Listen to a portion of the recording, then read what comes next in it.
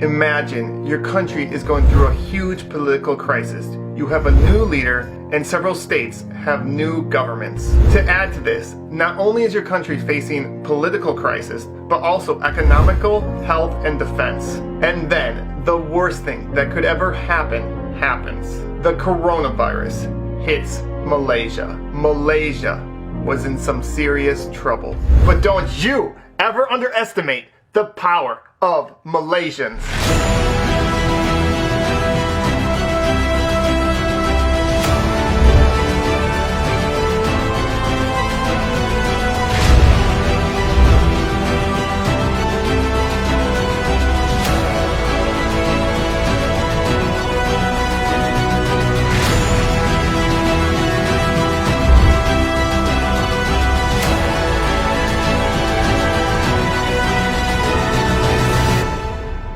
Here are 15 ways that Malaysia did the impossible. Number 15, donations and volunteer organizations.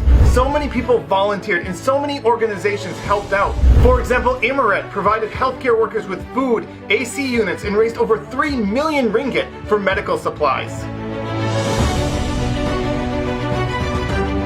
Number 14, top doctor. Dr. Noor Hassam Abdullah has been ranked one of the top doctors in the entire world at fighting the coronavirus. And not only does he present accurate facts, he's able to do it in a way that gathers support and also keeps people calm as he does it.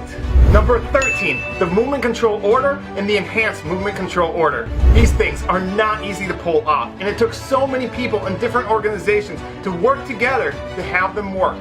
Number 12, indirect volunteers. There are so many people that helped out and volunteered and did so many different things like food delivery.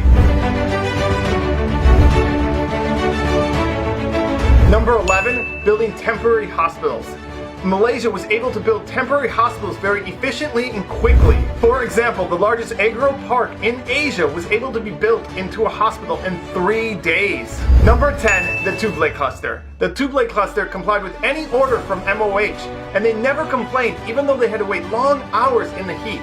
Number 9, banks. Banks lent to the borrowers for 6 months. Number 8, universities. Universities allowed students to stay for free and provided them food as well. Number 7, stipends. Nearly 4 million homes received up to 1,600 ringgit. Number 6, ignoring politics. Opposition leaders came together and forgot about politics for the good of Malaysia. Now that is really cool. Number 5, protecting the most vulnerable. Malaysia did a great job in protecting those that were most vulnerable, homeless and foreign workers. They were put in public halls and provided a tent. Number 4, Malaysians returning home. Malaysians returning home from overseas were provided a free hotel, free food, and COVID-19 testing during their 2-week quarantine. Number 3, respect for frontline workers. I've never seen so much respect and love for frontline workers. It was so beautiful to see all the support Malaysians gave to the frontline workers. Number 2, fixing the PPE shortage for frontline workers.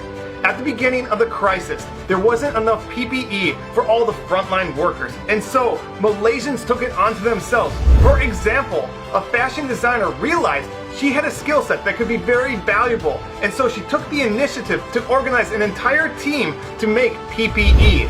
Prisoners made PPE, college students made PPE, even a Malaysian born with no arms didn't let that stop her from making PPE. And number 1, most important, is teamwork. It didn't matter if you were a celebrity or an average person. It didn't matter your social status. It didn't matter your gender, your religion, your ethnicity. All Malaysians came together for the better of Malaysia. And that's how Malaysia was able to do the impossible, to go from a country that had 3 times more cases than any other country in Southeast Asia to now being one of the safest countries in the entire world.